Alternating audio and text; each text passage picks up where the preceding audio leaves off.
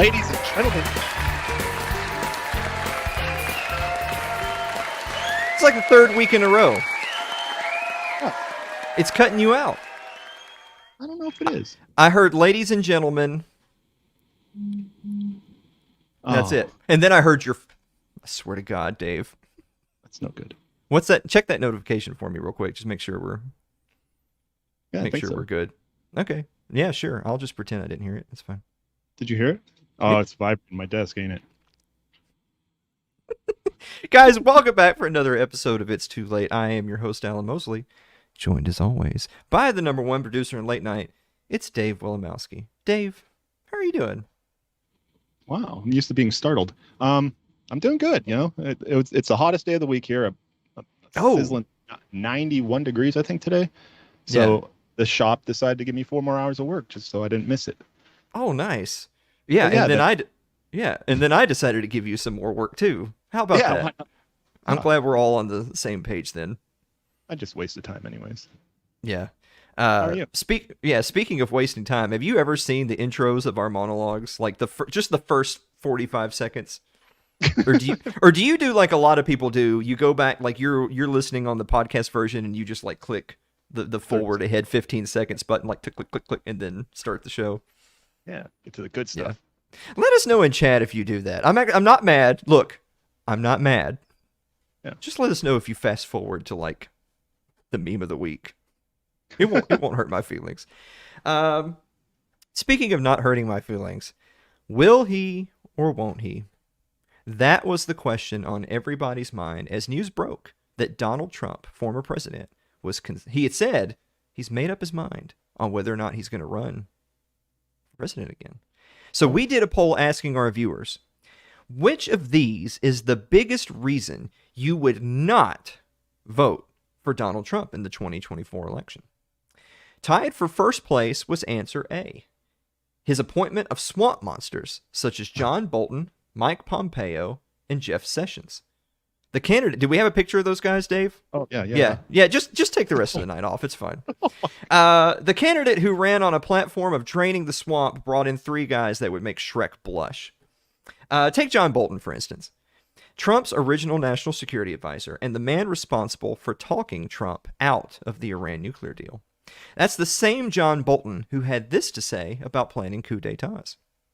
One doesn't have to be brilliant to attempt a coup. I disagree with that. As somebody who has helped plan coup d'etat, not here, but other places, it takes a lot of work, and that's not what he did. It was just stumbling around from one idea to another. Ultimately, he did unleash the rioters at the Capitol. As to that, there's no doubt. Not here, of course, but other places. I love that. Not only does he just flippantly admit to interfering in sovereign nations around the globe, the way you and I would say we're out of mustache cream, but he also sounds like... Did you sort of get a hint in his tone of voice that the only real problem he had with January 6th was that it wasn't professional enough for his liking? Like, hey, you leave the insurrections to us, kid. Then next you have Mike Pompeo, who was Trump's Secretary of State. Now, Dave, where do you suspect Donald Trump found Mike Pompeo? He was only the director of the CIA. Oh. Once again, this is a guy who's trying to drain the swamp and is afraid of the deep state. Last week, Mike Pompeo suggested a little buddy cop movie with Nancy Pelosi. Check out his tweet right here. He said, "Nancy, I'll go with you. I'm banned in China, but not freedom-loving Taiwan. See you there." He may have talked the talk when it came to America first, but it's hard to say that you're putting America first when you're courting World War III. Last but not least, everyone's least favorite Keebler elf. That's Trump's Attorney General, Jeff Sessions. The same Jeff Sessions who made a career out of being a drug warrior, seeking to destroy lives over marijuana, as well as strengthening the government's use of civil asset forfeiture, also known as stealing the private property of citizens who have not been found guilty of a crime. The only seizures I support are the ones that Jeff Sessions should have so he can go meet his friend John McCain in hell. Wow. Also tied for first place was the answer B on that poll. Massive spending increase and debt expansion. Check this out right here. The Trump administration added more than $7 trillion to the national debt. Now, before you go blaming Congress, Trump signed every single one of those spending bills put on his desk. And before you go blaming the unspecified virus of unknown origin, he actually had one of the biggest annual budget deficits ever, $984 billion in 2019, the year before the pandemic. Speaking of that pandemic, that was answer C. It was Trump that touted Operation Warp Speed, who only accomplished was sending money to Big Pharma at the speed of light. It didn't do anything else. He supported lockdowns long before he ever opposed them. He's even criticized state governors who he felt, quote, opened up too early. I can't imagine where he got all those bad ideas, by the way. Oh, another elf. Which brings us to answer number D, the pardons. Now, a blowhard like Dinesh D'Souza could get a pardon. Do we have a picture of Dinesh D'Souza? Oh, yeah. Yeah, oh. That's him. Oh, man. I mean, where's the lie, though? But there were no pardons for the likes of Ross Ulbricht, serving consecutive life sentences for building a website, or Edward Snowden, one of the guys who helped reveal the crimes of that same damn swamp that we keep mentioning.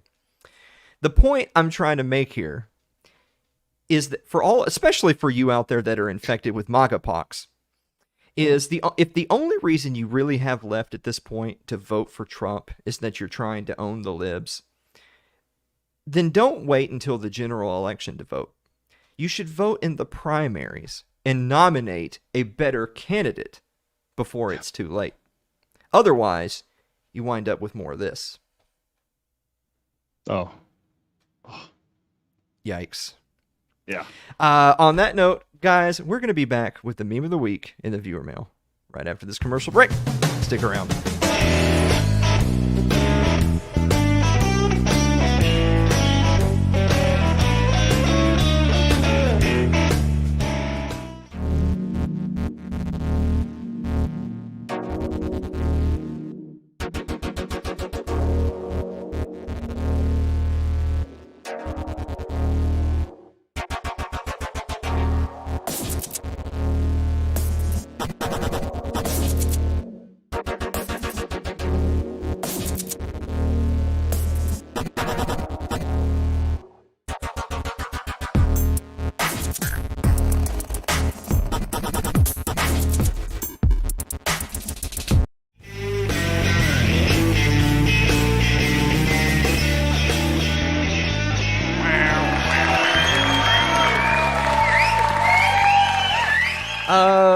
You know, I should probably say before I forget, we should talk about tonight's sponsor, Dave. Crest Botanicals, which you can find at packcrestbotanicals.com. Promo code It's Too Late for 30% off. 30% off your CBD and Delta 8 needs. I've actually got some right here. This is the Ascend 3000. Can we get a shot of that? Yeah, you're right. Totally dead. Yeah, it's a real great pick me up. Yeah. No, I'd be dead if like this is me buzzed, you know. Like I feel like we should put like a little like results may vary thing at the bottom. Like I don't want people to not buy it because they're thinking I don't want to be like Alan. Jesus. Alan's not normal. No. Yeah. Like do you think people at home, like when they see me smile, they see the smile but they can also see just the soulless dead eyes and they know it's all fake? Do you think they can tell? I don't know. You're getting pretty good at it. Okay. I mean, I try to put on a good face, but strong face. Anyway, that's packcrestbotanicals.com. Promo code It's Too Late. Hey, Dave. Yes, Alan. What? What time is it? I'm all excited. It's time for meme of the week. Wow, it is exciting. Wait. I can't believe I have monkeypox. How did this happen? The whole month of June. I should really look over these first. I wasn't ready for that. What are you talking about? No, I don't understand what you mean. But we do have a bonus meme. Check out the bonus meme. I didn't say I was going to Taiwan. I said I was going to tie one on. That's really good. I didn't see that. You ever tied one on, Dave? I've been known to every once in a while. Yeah. All right. Well, we'll revisit that. Sure we will. Boy, but we have such an amazing guest tonight that we gotta keep our foot on the gas pedal because awesome guest that's actually going to be coming in to talk about Nancy Pelosi and her trip to China. But before we do that, let's answer the viewer mail.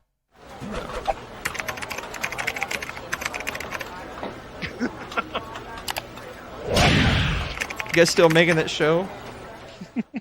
I thought you might like that. It used to say, "Is a ketchup a smoothie?" Now it says, "You guys still making that show?" Do you think that we have too many inside jokes, and so it's off-putting to new viewers, or do you think people just sort of settle in? Yeah, they settle in, and then they probably go back to figure out what the joke's all about. Okay, Sure. all right. Keith McQuarrie writes, "Dear Alan and Dave, how do you like your mashed potatoes served? Plain, butter only, butter and sour cream, loaded, skin versus no skin, etc." Mashed potatoes. Yeah. Yeah. Well, I'm carb free now, so I haven't done it in a while. But I like my mashed potatoes, just like the whole plate of potatoes, and then fill the little crater in the middle with green peas, preferably from a can, so they're super smushy. And then you just fill it all in with gravy, and that's heaven, just heaven. Yeah. I'm not really a big mashed potatoes guy. I like potatoes au gratin. Oh yeah, bang it. Yeah. Which is really just another way of saying, can I just slather cheese and cream on everything I eat? That's a winning strategy. I mean, not for your health, but yeah, I mean that was the old Alan. That's not no, it's me too. Eric Eli writes, "Dear Alan and Dave, what is the dumbest meme you have saved to your phone?" Oh my God. I don't even save stuff to my phone. Do you save a lot of stuff to your phone? I usually steal a lot of memes, save it to my phone, post it somewhere else, but I never look at them again. So I couldn't think of the dumbest one that I have, and I missed this one. Yeah, I mean, because I don't think it's like it depends on your definition of who's saving it to your phone. Like I just wait for other people to send me memes that they think are funny, and then I just use them for meme of the week and viewer mail and take credit. Yeah. Oh, actually, I have this one on there that popped in my head just now. It looks like a Harlequin like novel cover, and it's some dude and the chick with like the flowing like skimpy dress, and he's like, "I love you, baby, but damn those Taco Bell farts," like a nice print. So that'd probably be it. All right. Yeah. Let's keep going. Yeah. So anyway, Mary, did you get all that? Andrew Avery writes, "Dear Alan and Dave, has your summer gone swimmingly?" Oh, Dave, your summer going all right? It's going really good. We got a bigger pool this year. We've been using the heck out of it. So yeah, it is going swimmingly. Yeah. I haven't gone swimming this year. Oh. I think I'm going to come up to y'all's place. Yeah, come hang out in the little pool. Yeah. No, because by the time I get there, it'll be like negative 17 degrees. You people live in the North Pole or something ridiculous. All right. Ryan Seifert writes, "Dear Alan and Dave, if you weren't white, what other race would you choose to be?" Well, that ain't too bad for Ryan. Yeah, I mean, he means well. Yeah. You know, like it was like we know it's not polite, but he was just trying to ask a question. Yeah, he's helping. Yeah. So do you have an answer for that, Dave? Or just I don't know. I guess Asian. They're cool. They look different. Yeah. Oh. I don't know. They will do what you want. Anyway, I actually like Jonathan's answer in the thread where he says, "I'm going to go with Vulcan." Oh, I didn't even think of that. Yeah, I didn't realize we could pick fantasy races, but now that that's on the table, yeah. That'd be awesome. You know what's funny is that for our like hardcore Star Trek fans out there, I was riding with a car with some friends recently that we were visiting, and we were talking about what race we would be. And I had said, well, me being a sociopath, you know, I think Vulcan makes sense because they're always trying to suppress their emotions. Mm-hmm. But everyone in the car realized, nuh-uh, you'd be a Romulan. So because it's very much like a Vulcan, but you're evil. Oh. And first I got mad, and then I realized, damn. Yeah. They know you. Yeah, they do know me. All right. Yeah. Michael Clark writes, Dear Alan and Dave, a SWAT team has shown up at your house and given you 30 minutes to surrender. We got a whole backstory to this question. Stay with it. Right. The end is surely nigh. You go into the kitchen and decide to have a last meal. Based on the actual contents of your kitchen at this moment, what is your last meal? Me? Like you could have just asked that. You didn't have to do the whole story. Okay. So based on the actual contents of your kitchen right now, Dave, what's your last meal? Sadly, it's Papa John's, which is kind of cool because I've been keto, so I haven't had pizza in a while. So it's gonna hurt to eat 2 whole pizzas. And go with that. And then go out guns blazing. Yeah. Yeah, but is that what you want? Like, do you want that in the article that this guy went out guns blazing after he had Papa John? that is kind of depressing. I don't know. I don't know. Maybe I'm overthinking it. I don't know. Yeah. Oh God, probably just some ravioli. I don't know. Mine's worse. Yeah. Mine's Chef Boyardee. Yeah.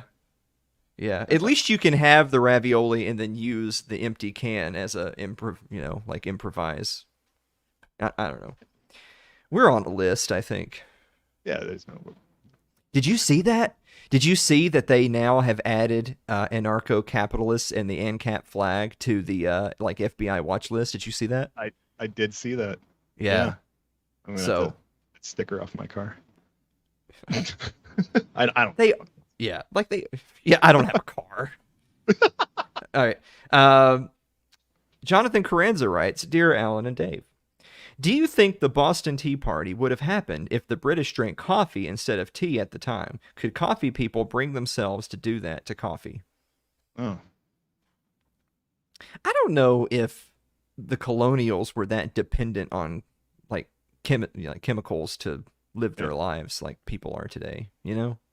Those buggers love their tea, though. Yeah, see, that's it. Like you're thinking of it as coffee people, but they were tea people. So that was, I bet they were crying. That was a sacrifice, yeah. Yeah, exactly. Cheap tea. How are we doing on time? Are we doing all right? 18. We've got a couple more minutes. I'm still pissed off that no one got any of our notifications until the first commercial break. So everyone missed the greatest monologue we've ever done. They'll go back and rewatch it. Make sure that they comment.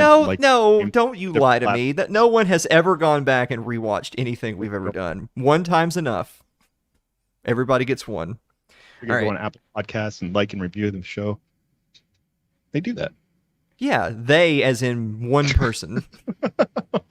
Everyone should subscribe to the show, though. You know, on all the platforms we're on. I would Yeah, do we have? I think we have somewhere else in the show where we have a list. I can't be bothered to remember right now. Where's Aaron? Yeah. Carl Huber writes, Dear Alan and Dave, what exactly is the universe expanding into? And is the Earth shaped like a donut and the moon was the hole? I like that idea. The Earth is not just flat; it's a disc with a hole in it.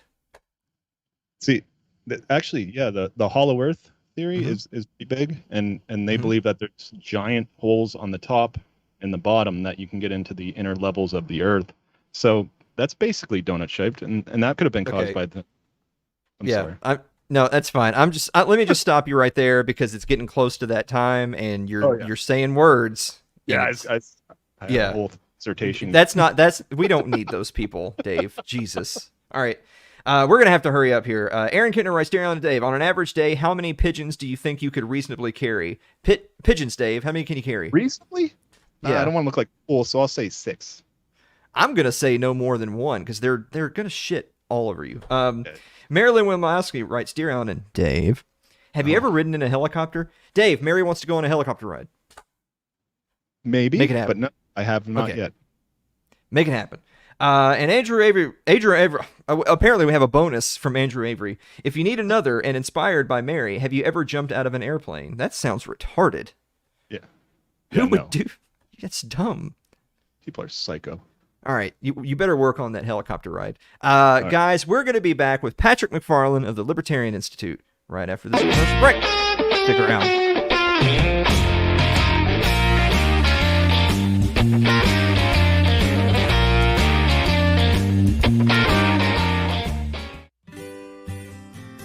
Your ad could be playing right now, reaching thousands of potential customers. Sadly, it's not, but it could be. Find out how to be an advertised sponsor for It's Too Late with Alan Mosley. Email us at info@alanmosley.tv.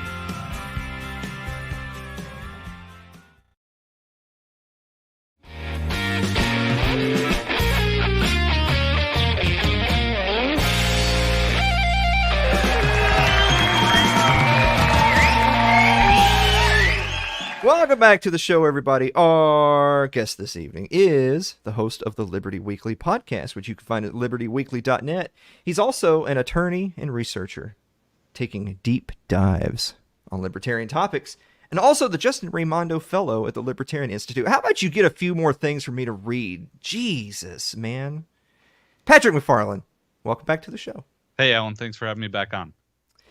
Patrick, you've been on a couple times, and I think every time you've been on, we had some predetermined topics to discuss, but I know something that you write about a lot and you're passionate about is foreign policy, and particularly relations with China.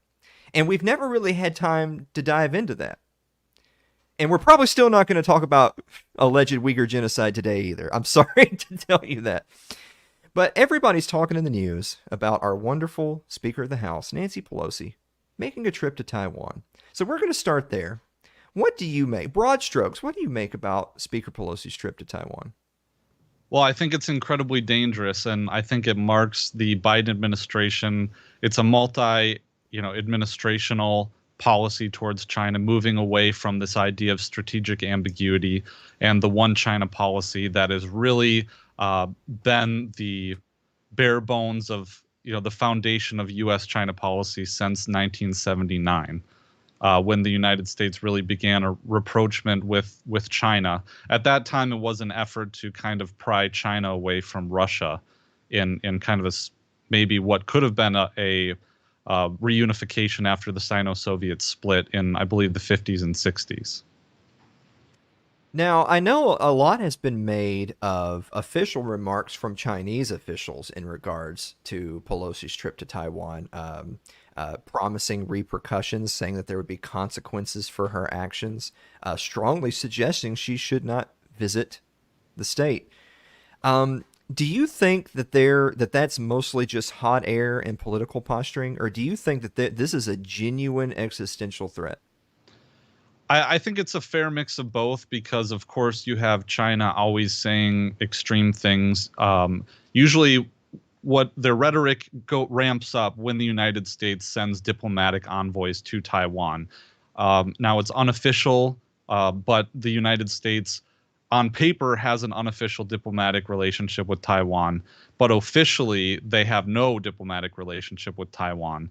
But throughout the years, they have been doing de facto diplomacy with Taiwan. So when the United States does things specifically to recognize or to legitimize the sovereignty of Taiwan as an independent country, that is when China gets the most upset. And that is when we see the most drastic responses, actual kinetic military responses. Now, when I say kinetic, I mean they launch missiles across the strait that land close to Taiwan, or they'll conduct, increasingly invasive patrols through the area, or they will fly warplanes in the Taiwanese Air Defense Identification Zone, which is not the same as legal airspace. One thing that you might see all over the place in right-wing media is, China flew, 23 planes in Taiwan's airspace, while what they're referring to is the Air Defense Identification Zone, which actually is a huge arbitrary line that overlaps mainland China to a large degree. And so technically, the PLA could have airplanes on the runway in Fujian province, which is the Chinese province directly across from Taiwan, and they would technically be violating the ADIZ because it's an arbitrary designation. So there's a whole lot to unpack there, Alan.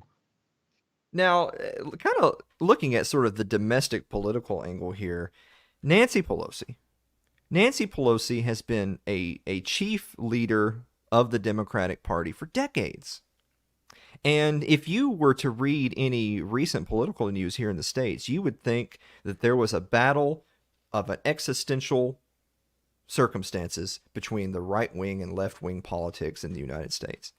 And yet, you have GOP leaders cheering on Pelosi's trip to Taiwan, saying that it's a great thing, saying that they support her actions despite what official Biden administration talking points might be about Taiwan's relationship with the United States. How does that come to be? Does it amaze you that China is what is the topic that can bring right-wing and left-wing political leaders together? Yeah, it doesn't surprise me at all. I mean, like I said, the pivot to Asia happened under Obama, and the United States kind of gearing up a new Cold War with China and Russia, but specifically with China, has been a bipartisan foreign policy consensus that really began under Obama. It kind of stagnated for a few years, was picked up in earnest under Trump, and then Biden has just increased a lot of Trump's policies, which is, I've mentioned a lot before on my shows, but surrounding China with military bases, creating military alliance with China's neighbors, having other European countries and other countries in theater conduct joint military operations with the United States, sailing warships through the Taiwan Strait at the rate of about once per month for the last couple of years, training Taiwanese military, doing all these escalatory measures really to increase tension on China, accusing China of genocide on the world stage, which is something that we mentioned earlier but won't get to today. And I wanted to add something to an earlier point, because you asked, is this really dangerous, or is China just saying things to bluster and puff out its chest? And I said it's kind of a mix of the two, but I don't want to diminish the actual alarm and point of crises that we're at right now, because we are at a point of crisis in the Taiwan Strait. This is the fourth time that this has occurred. The first crisis happened in early 1950s when you had the Korean War going on in the United States, recognizing the authority, the sovereignty of Taiwan at that time, because this goes all the way back to 1949 when Chiang Kai-shek and had lost to the communists in the mainland China and fled to the island of Taiwan and ruled that country. At the time, the United States recognized Taiwan as being a country. My stance is that the United States has no position on whether or not Taiwan is a country. I'm sure we'll address that a little bit later. But so the first crisis happened in the 50s. The United States presented the president at the time, whose name escapes me, Eisenhower, with options for military strikes inside China, but he declined that. Then in the 1950s, a few years later, you had another major crisis with, I think, China moving on certain islands surrounding Taiwan. Well, that stagnated for a while, but the third crisis happened in the 1990s when the then president of Taiwan, Lee Teng-hui, was issued a visa to speak at his alma mater in the United States at Cornell University, and he was received by U.S. congressmen there. He gave the speech where he talked about Taiwan being a thriving democracy and kind of hinted at Taiwanese independence, and that majorly really irritated and aggravated China. So they started conducting these rocket firing exercises where they would shoot surface-to-surface missiles at Taiwan, which landed closer and closer to Taiwan over the span of 4 to 5 months. And the United States responded by sailing 2 aircraft carriers through the Strait of Taiwan. And there was a bunch of brinksmanship between the United States and China when finally it had been going on between 1995 to 1996. And they had kind of a rapprochement and thankfully were able to de-escalate tensions in the area. But over that time, China deployed 150,000 of their soldiers to Fujian across the strait from Taiwan. And we're seeing an escalation picking up right where 1996 left off. China has actually, in response to Nancy Pelosi coming to Taiwan, has began military drills in the waters around Taiwan, sometimes encroaching on Taiwan's actual, their legal waters.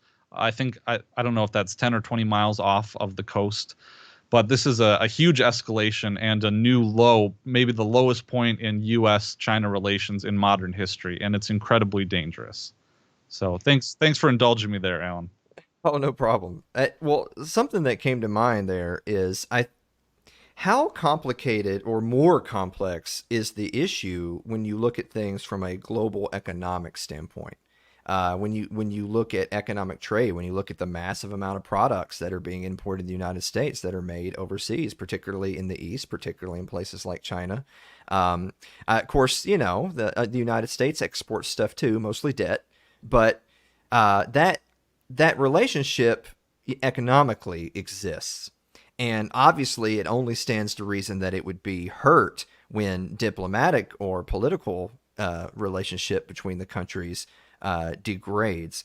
Do you see that playing a major part of tensions going into the future? Can economics save this, or are we reaching a point where a decoupling has to happen? Well, that's one of the reasons why I oppose the populist right so strongly, because although they don't openly call for war with China, almost nobody is openly calling for war with China, but that's one thing that they'll tell you is, oh, no one's advocating for war with China. We just want to completely decouple from them economically.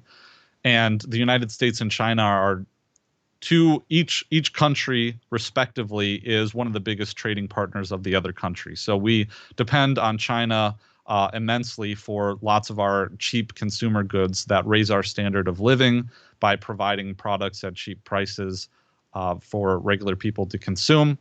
And one thing that Dave DeCamp really notified me of when I started talking to him about this topic, and he really alarmed me about it a few years ago, was that this economic decoupling probably has to happen before any major war between the United States and China could conceivably take place. And of course, that's because we rely on each other so heavily for staple items. And I had Joseph Solis Mullen on my show a couple weeks ago when we were talking about this, and he pointed out just exactly how dependent China itself is on imports for staple goods, because China itself, I think he said on my show, don't quote me, look this up, but that China has less successful agricultural land per square mile than Saudi Arabia does. So it would stand to reason then that if they import a lot of their staple food items, the United States or the collective West blockading China or putting harsh sanctions on them, a la what we've seen in Russia, actually wouldn't. It would hurt them a lot more than it has Russia. And with Russia, we've seen it backfire a lot. So I think it stands to reason that the economic part connecting, the economic relations connecting the United States with China is a huge barrier to conflict, but we see a lot of hawks trying to eliminate that linkage and get the United States more, dependent on other countries for our staple items, because certainly the regulations in our country and the lockdowns have kneecapped us from being able to support ourselves on that front. Now, I'm going to play devil's advocate here with you, Patrick, a little bit, because you mentioned sort of opposing the populist right wing and the nationalists who would perhaps, maybe a short way to put it is that what they're advocating would set the stage for future more serious disagreements between the two countries. I want to read for you a few different positions that are very commonly heard and get your perspective. The first one is, and this is for our libertarian audience out there specifically, the Chinese Communist Party is evil, Patrick. They're just awful. And supporting Taiwanese self-determination and independence is the libertarian position. What do you say to that? Well, when I hear this, I think a lot about Jeff Deist and speeches that he gave when I was a very new libertarian, talking about being against libertarian universalism, because and that is to say that we only have it's that liberation is not the goal. Self-determination is the goal. And as someone sitting in the United States, of course, I have sympathy for people who want freedom and liberty all across the globe.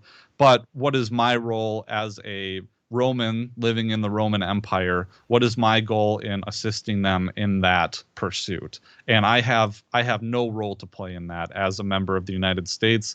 And a lot of this is, well, do you live in Ancapistan in your head? I mean, to borrow a talking point from some libertarian detractors, but I think it's apt here because we don't live in a vacuum. We live in a world where the United States is the global hegemon, and when the United States says we want to bring freedom and democracy, first off, well, we don't have freedom and democracy that we really can bring to other nations. We've destroyed that at home. But you can't spread freedom and democracy at the barrel of the gun. You can't do it by instigating these regime change operations that leave countries in complete turmoil with failed states, and we have plenty of examples of those in Iraq being one, and Libya being another one, and the laundry list just goes on and on. So we don't have the ability to liberate these people. We don't have the freedom to give to them, and everything that we do just makes things a whole lot worse. So I wish these people well. I mean, I wouldn't even airdrop copies of For a New Liberty in these countries. The United States has no part in this to play, no part that's good, and we should just mind our own business and let freedom organically develop. And moreover, people in these countries might not want freedom, and I'm not one to impose freedom on these people. By the way, around here we call those LEOs, Liberty Enforcement Officers. Yeah. It's the Liberty Enforcement Officers are the ones who are going to enforce. I mean, if you break it down, they're just enforcing their worldview upon others with nary a care in the world about the political pendulum swinging the other way and those guns being pointed right back at them. I do want to point out really quick before we move on to the next devil's advocate point, that when you read a phrase like supporting Taiwanese self-determination, the real crux of the argument is define the word supporting, right? What do you mean by supporting? I mean, I support everyone's self-determination and independence so much as I want it for them. But I think Patrick, you make an interesting point that when you're a Roman citizen in the Roman Empire, do we have the liberty to give other people? As you know, is that a consumer good that we can export? You would say no. Right, it's not. It's not something that we can export. I mean, especially at the point of a gun. But like I said, if we're in the situation where we are trying to impose liberty, or we're trying to instigate some kind of coup in a certain country, it's like artificially messing with the market. You know, we know that as libertarians, and I guess this is a really libertarian specific argument, but we know that there is a natural order that comes about when you leave people organically decentralized fashion to create to transact with each other consensually. And when you mess with that, you have unintended consequences. And that's exactly what happens when we mess with the governments of other countries. And moreover, the people in those countries don't get a say about the matter. And I wanted to point out that when people say that when we are supporting liberty and democracy in Taiwan, well, that's not always the case, because the Republic of China government, I believe they had martial law for a long stretch of time from 1949 until the 80s. And so it's clearly not about supporting liberty and democracy as much as it is just encircling China. I'm gonna hit you with another one here, Patrick. Somebody is going to dominate the globe. It's just the way of the world. So if someone's going to do it, it might as well be the United States. American hegemony is good for the world. Do you agree with that statement? No, absolutely I don't. But I struggle to understand exactly. It's like Tim Pool talks about this all the time, which is someone I've criticized. Here we go. But I think it's a fair point to make. It's like, we're all in a movie theater and we're all watching one screen, but half of the people in the movie theater are watching one film and the other half are watching a different film, even though they're watching the same screen. So I just don't know. There's never really any evidence really to support this argument that the United States, because what's the alternative? Well, we have no idea what the alternative is, because the United States has been the world hegemon for the last 60, ever since World War II. And we have nothing to compare it to. What we do have are concrete examples of the United States, risking world annihilation by competing with other nuclear powers, starting proxy wars on their doorstep that have the risk of obliterating all life on this planet. Not to mention all the regime change operations where the United States has killed people with impunity, imposed sanctions on countries that don't fall in order, killing hundreds of thousands of civilians. And that's just the reality of it. So I don't know. I guess you could say, well, things would be a lot worse if we just had a different policy. So therefore, we have to keep trying this policy. I think it's just a fallacious argument that's supported by just anecdotes, assertions. Speaking of that, I know you and I are both Ron Paul guys, and something that we discussed just the other day was that the non-interventionism was a key component of the Ron Paul revolution, is understanding the difference between isolationism and non-interventionism. Really just being anti-war as a central plank of whatever policy you might be building. But there are people who say this: non-interventionism doesn't work. Why doesn't it work?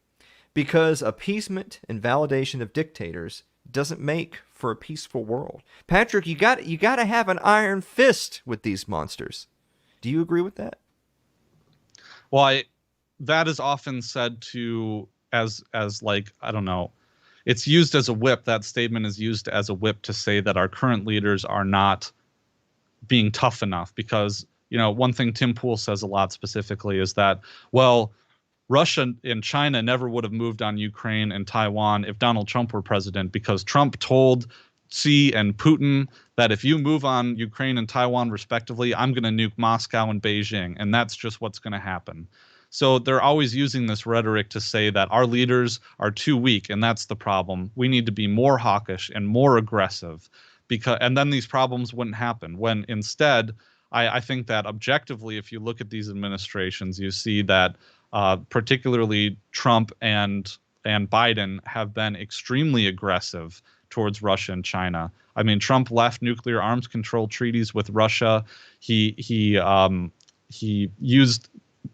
sent these these shoulder-fired rockets to Ukraine in use against the Russian military, when even Obama wouldn't do that. He had new bases in Poland, ramping up all these exercises in the Black Sea, in Eastern Europe with NATO, simulating nuclear strikes on Moscow. I don't know if Biden did that, but there's all these examples, of ways that Trump and Biden have been incredibly hawkish towards Russia and China. And that talking point that, oh, well, we can't just appease dictators. Well, we haven't even tried appeasing dictators. What we've been doing is being as hawkish as you would like to be. That's what's objectively is happening. So I just think that's a garbage argument. Well, I know an easy analogy to make that I've seen going around the internet is that whenever, particularly as it relates to China and Taiwan, is that at the end of the day, China is pursuing its own quote unquote vital interests in the South China Sea. And while you and I might not agree with China or the methods in which it pursues its quote unquote vital interests, the fact of the matter is that they're doing it, and they're doing it in the South China Sea. And how is that any different than, say, the United States pursuing its vital interests in the Gulf of Mexico, or, turning an eye to Cuba? I know these analogies have been made before, but, what would the United States think if Russia was building military bases, just south of the Rio Grande? What would the United States think if China was sailing aircraft carriers into the Gulf of Mexico because they were concerned about, democracy in Cuba. What would the United States think about that? Well, here's where you're wrong, Alan. You're wrong. Uh-oh. You're wrong because the United States is special. We are ordained by God that our people are here to provide liberty and democracy to the globe.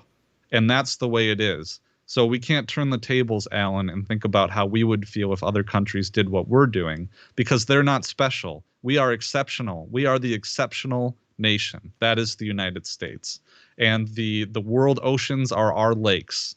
And all we need to do is, keep peace and order, make sure those trade routes are open, and completely obliterate anyone who might want to have their own region of influence in their near abroad. One last little point here, Patrick, before we wrap up, is I know there's been a lot of talk about how the U.S. Armed Forces are scrambling a bit right now because recruitment's down. They're not able to meet their recruitment goals, I think, across any of the major branches of the military, and they're discussing ways that we got to pump up those numbers. Do you sort of see that kind of like the invisible hand of the market making itself known, that if the U.S. military is unable to recruit at the levels that they would like, that's sort of a way of young potential military recruits telling the U.S. empire, we don't want to be a part of this? Yeah, I hope so. And I think I wrote a little piece on this talking about the Battle of the Somme in World War I. And for those of you who aren't familiar with it, the Battle of the Somme was one of the largest battles of all time. The British, on the first day of the battle, lost almost, I think it was 20,000 soldiers, 10 or 20,000 soldiers in the bloodiest day. I think over the course of the battle, it lasted maybe like 6 months, that the British ended up losing like 80,000 soldiers to casualties and KIAs. And my whole point was, how would the United States react today if there was a battle with similar casualties? And I think one of my main points was that I think, judging by the COVID reaction, I think that society would grind to a halt, that we would just cease to function because we're so soft nowadays. And I think that's kind of a beautiful thing in a way, because the United States as a nation, we're so casualty adverse, and we've never really had to face real casualties since the Vietnam War. But even then, they weren't as large as some conflicts like World War II and World War I. And if that were to happen today, I just don't know how society would react if we had one Battle of the Somme. If the United States gets in some kind of military kinetic engagement with the PLA around Taiwan, if we lose one aircraft carrier, that's 3,000 soldiers, 3,000 seamen, rather, sailors that we would lose in the span of a couple hours. That's more than we lost on 9/11. So the stakes here are incredibly high for the United States. I mean, not to mention the risk of nuclear war or some kind of real prolonged conflict with China. And so I hope that this trend continues, but it'd be interesting to see how the military addresses it in terms of, will they reinstitute a draft? And now we have freedom and equality of having women and men qualify for the draft. Unless I'm mistaken. Am I right about that, Alan, that women have to register? I think that did ultimately pass. I think with roaring approval from our left-wing friends, because goodness knows we all have to be enslaved and sent into the trenches equally.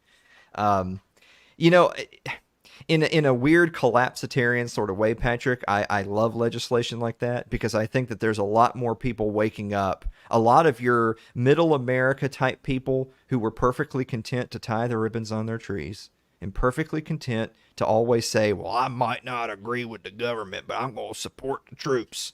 A lot of those people are suddenly saying, you're not having my daughter. Yeah. And you know what?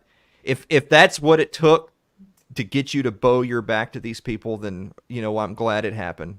But I want to say this, and I'm going to let you have the final word.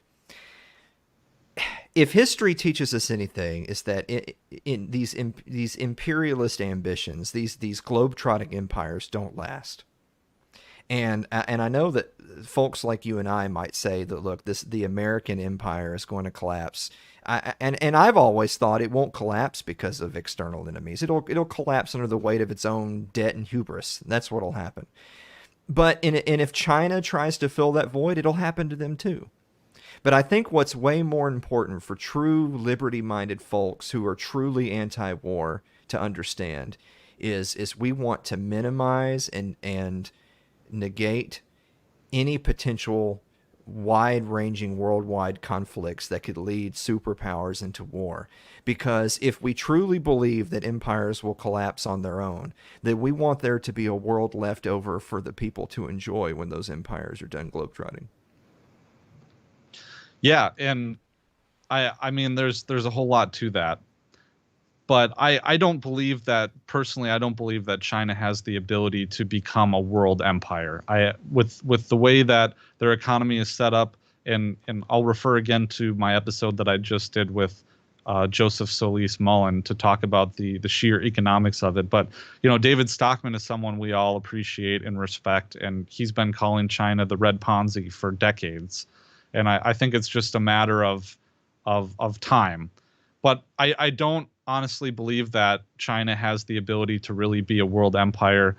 I think they will struggle, honestly, to have hegemony over their near abroad even.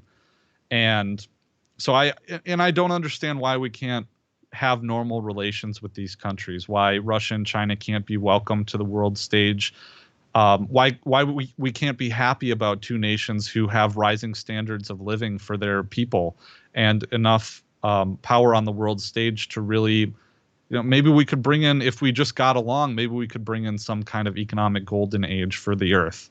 And I think that the powers that shouldn't be probably have some alternative plan, because one thing I don't cover a whole lot, but I always like to say exists, is the fact that, we're looking at the 2D chessboard, to use the analogy. But there is powers in this world that transcend national borders and moneyed financial interests that are behind both sides of this conflict, just like every conflict in the history of mankind. So it's interesting to see how those things interplay. And in terms of what the end game is, we can only speculate. But I do fear that there is that part of that end game involves a real conflict between the United States and China and Russia, and the broader West as well. And so to end and touch on the point that we're at now, right? I mentioned before the Taiwan Relations Act in 1979 really outlined what's been called strategic ambiguity, and that right now the United States' reputation for not sticking with that strategic ambiguity, at least saying that they're adhering to those principles, our credibility is thrown out the window, because our lips say one thing and our actions do another one. And our actions have said that we will support Taiwan and we will intervene in the event of a Chinese invasion of Taiwan. And Pelosi going to the island has completely destroyed any credibility that we have with China. Even Biden thought it was not a good idea. The Pentagon thought it was a good idea, but I think they tacitly approved of the trip because they did absolutely nothing to stop it. So now we have a crisis, the fourth Taiwan Strait crisis going on. The PLA is doing all these military drills surrounding the island of Taiwan. I think that sanctions and a total blockade of the island will follow. And this crisis could last for months, just like the third Taiwan crisis did in the 90s. And so this morning, Nancy Pelosi left Taiwan. She left Taiwan in the lurch, where now she kicked off a huge firestorm. Now she's leaving. See ya. Peace. Don't give a shit about you. And so that's the situation that we're at. And it doesn't look very good, Alan. Boy, I wonder if Pelosi cares as much about her constituents in San Francisco as she does about the Taiwanese people. Yeah, right. Well, the truth is, she doesn't give a shit about either of them. Okay. Well, Patrick, we're out of time. Yeah. I promise someday we will talk about all the poor Uyghurs being genocided. Oh, man. Do you want people to hate you? Hate me? You say, do I want, as if it's not a current frame of existence. Patrick, where can people go to support you and hear more about these topics? Yeah, well, you can go to my membership website at libertyweekly.club, where I have a newsletter where I send out preprints of my articles and bonus content there. Otherwise, you can catch my articles at the Libertarian Institute and antiwar.com. They're usually rerun at antiwar.com. So that's where you can find me, libertyweekly.club, libertyweekly.net. Patrick, we're going to get you out of here on this one. Are you ready? I'm ready. Is a waffle a cake? Is a waffle a cake? No. Is that the right answer? Oh, no, Patrick. Unfortunately, a waffle is simply a cake. Patrick, we've got to shame our friends and brothers who eat cake for breakfast. Pancakes and waffles are both cakes. They are cakes, huh? They call it a Belgian waffle. Is that because it has, like, I don't know, they put some kind of oil in it to make it poof up? Is that the definition of a cake? But it sounds like some fucking commie gobbledygook. Anyway, Patrick, you did your best. We flailed here in the bonus round, but thanks very much for being back on the show, buddy. I appreciate it. Yeah, I appreciate it too, Alan. Thanks. Guys, we're going to be back to wrap up the show right after this commercial break. Stick around.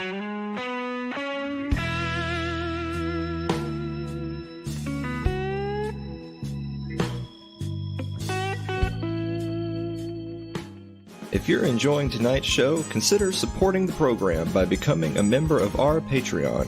That's over at patreon.com/Alan Mosley.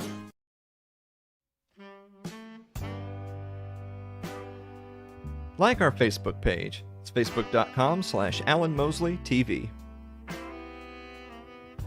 You can follow me on Twitter. It's twitter.com/Alan Mosley TV. Subscribe to our YouTube page. It's youtube.com/Alan Mosley TV. Also, you can get us on Odyssey. Go and support a free speech platform. It's Odyssey. It's Too Late with Alan Mosley or @Alan Mosley TV. If you're more of a listener than a watcher, you can get us on your favorite podcasting platform of choice, thanks to Anchor FM.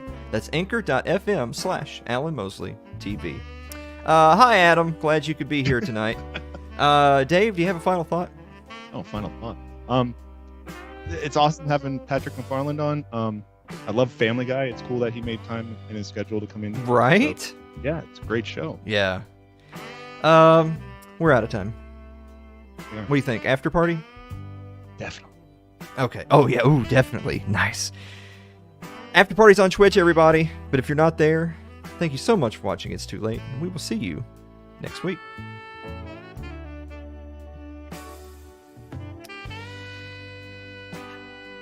That's cool that it came on. You know, I was going to send you a picture earlier today when I was running errands, because I was going to tell you that we hit a cold spell. It wasn't in the hundreds anymore, because on my dash it said 99. That's the stuff. Nah, What? Oh, you get used to it. a human too. Yeah. You're just like, trying to find out if you're still alive, you know. Yeah. I don't hear anything you're saying right now. What the hell? It's